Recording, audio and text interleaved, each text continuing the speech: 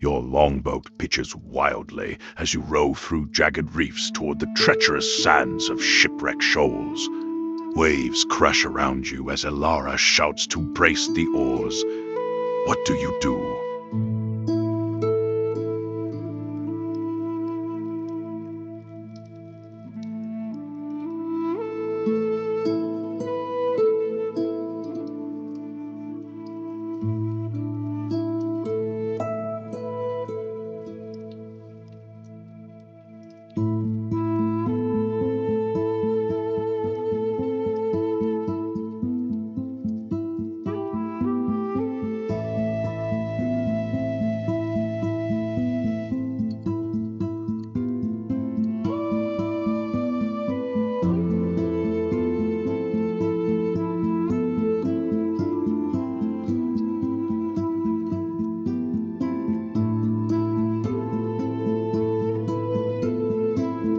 The waves roar like thunder, threatening to smash your hull against the jagged teeth of the reef. Elara grips the rudder white-knuckled and screams. Row with the current, Joel. If we hit those rocks, we're shark bait. You see a narrow churning channel ahead that might lead to safety. Make an athletics, water vehicles.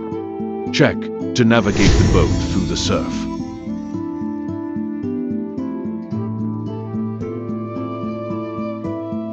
The longboat's hull shrieks as a jagged black reef gouges the wood.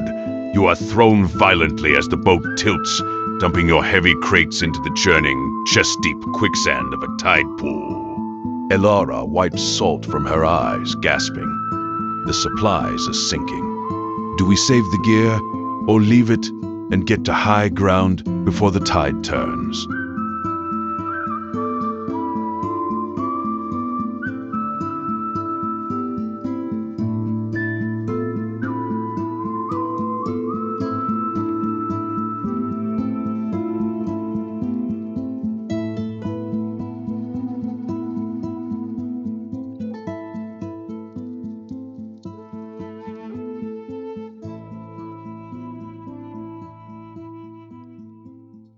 The muck is thick as cooling lead, pulling at your boots with a hungry suction. You heave a heavy crate of rations upward just as Elara catches the boat's side, preventing it from drifting further. Careful, she shouts, reaching out a hand. The more you kick, the faster it swallows you. Do you try to haul the rest out yourself?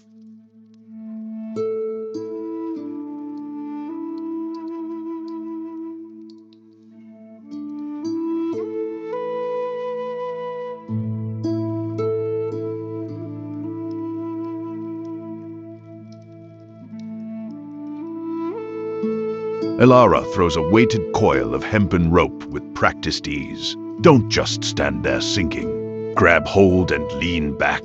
You grip the rough fibers as she braces her boots against the hull, pulling with all her might. The muck groans as it slowly releases its hold on your legs. With a final, squelching pop, you tumble back onto the solid wood. You've saved the rations, but the boat's hull is cracked and leaking. We need to get this thing onto the sand before it becomes a permanent part of the reef. Elara pants, pointing to the nearby shore, ready to haul it in.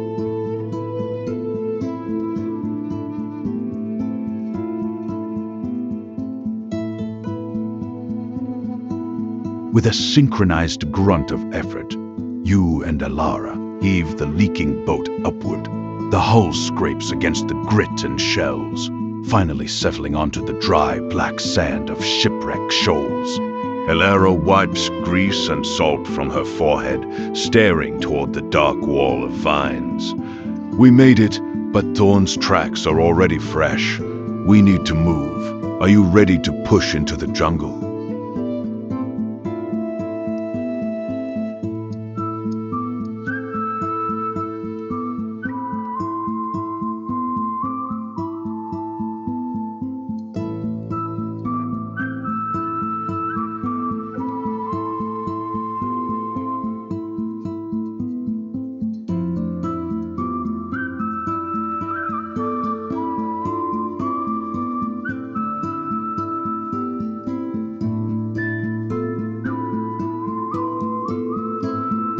Your eyes trace the wreckage. Amidst the salt-bleached ribs of the dead ship, a glint of tarnished metal catches the light, half buried in the silt. As you reach for it, the air thickens with rot. The jungle chatter turns into an unsettling, rhythmic silence.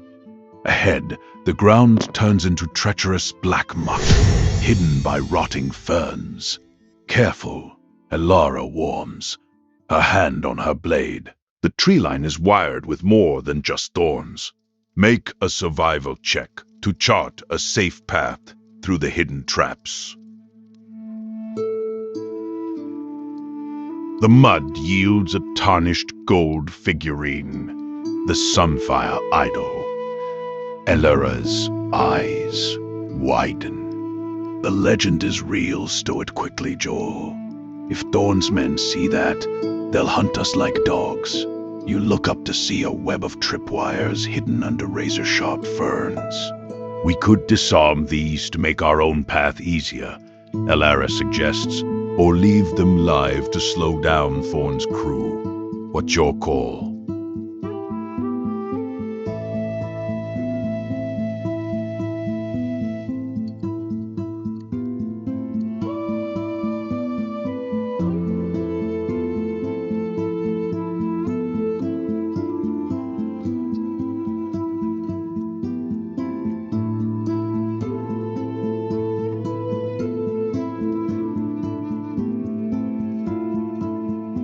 Elara gives a sharp, predatory grin as you step carefully over the vine-hidden wires. My thoughts exactly, she whispers, sweat beaded on her brow. Let the red sails bleed for every inch of sand they take.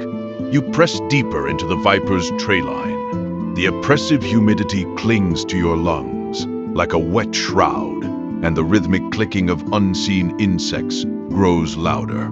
How do you manage your pace through this heat?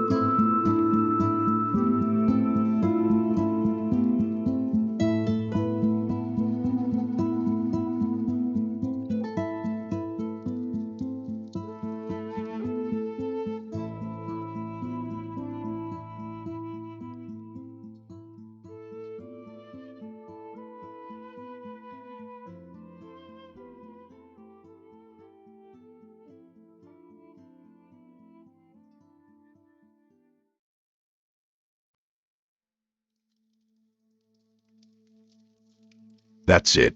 Pace yourself, Elara says, taking a long swig from her water skin. As you chant the words of your illusion, the air ripples, blurring your silhouettes against the mossy mangrove trunks. You feel your heart rate steady as the water cools your throat. The jungle seems to hold its breath. Make a wisdom survival. Check to see how well your camouflage and illusion hold up against the keen eyes of the island's hunters. Your sharp eyes and the shimmering illusion guide you perfectly. You'll dance around hidden sinkholes and jagged sconces as if you could see through the very earth. The thicket finally breaks into a patch of solid ground beneath massive ancient mangrove roots. Elara exhales, leaning against a tree. We're clear of the traps. Do you take a moment to rest, or immediately secure the perimeter?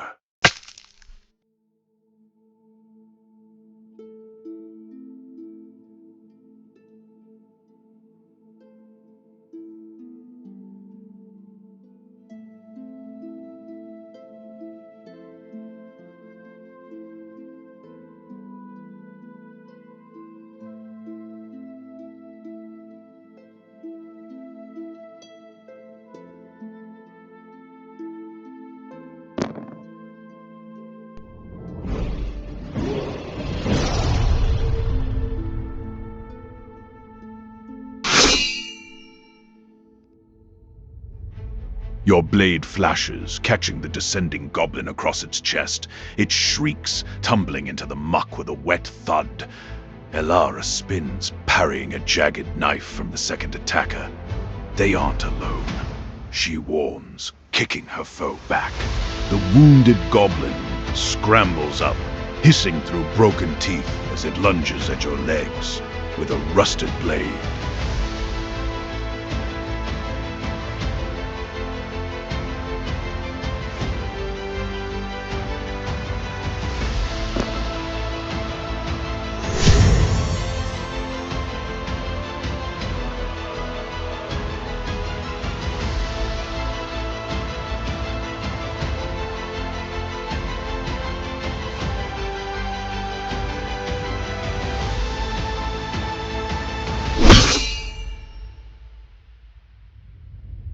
Your short sword whistles through empty air as your boots sink into a hidden pocket of sludge. You stumble, your momentum nearly throwing you face first into the rot. Goblin 2 seizes the opening, raking his rusted blade across your arm with a jagged hiss. Fresh meat, he gurgles. Elara is a whirlwind of steel, driving her blade into the first goblin's shoulder even as it claws at her leather armor. "We're getting bogged down," she shouts. "Move to the higher ground."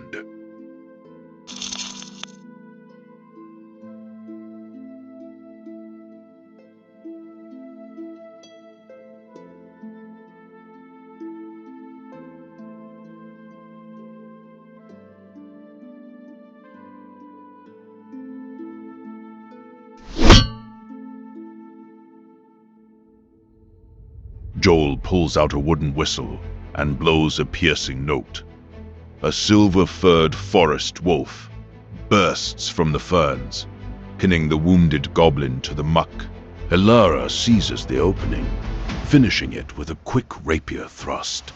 Joel scrambles onto the high mangrove roots, finding a steady vantage point. The remaining goblin hisses, trapped between you and the snarling beast. Make an attack roll.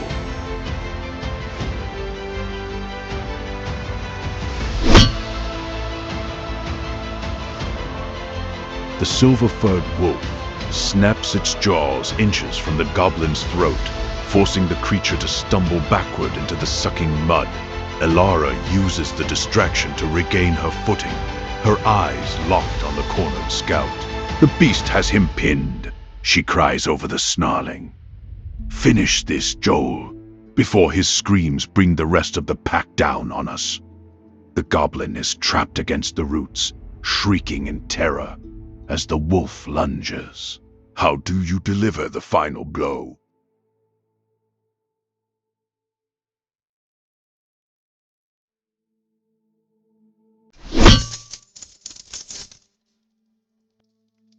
Your arrow flies true, piercing the goblin's chest. It collapses into the sludge with a final wet gasp. The forest wolf fades into the shadows as silence returns. "Briefly, listen," Elara whispers, pressing her back against a root. The clank of heavy plate and the rhythmic thud of boots approach from the path you just cleared. Thorn's men. Do we hide, or meet them with steel?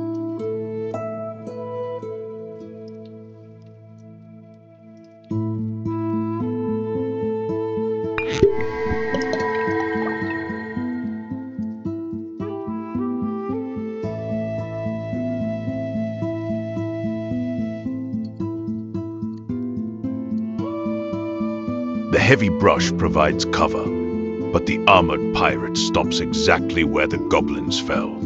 He claps his hands slowly, a crimson sash draped over his heavy plate armor. "I know you're there, skulkers," he calls out with an arrogant smirk, his 3 thugs fanning out. He raises his hands in mock surrender. "Truce, mates. Captain Thorn sends his regards. How do you respond to this parley?"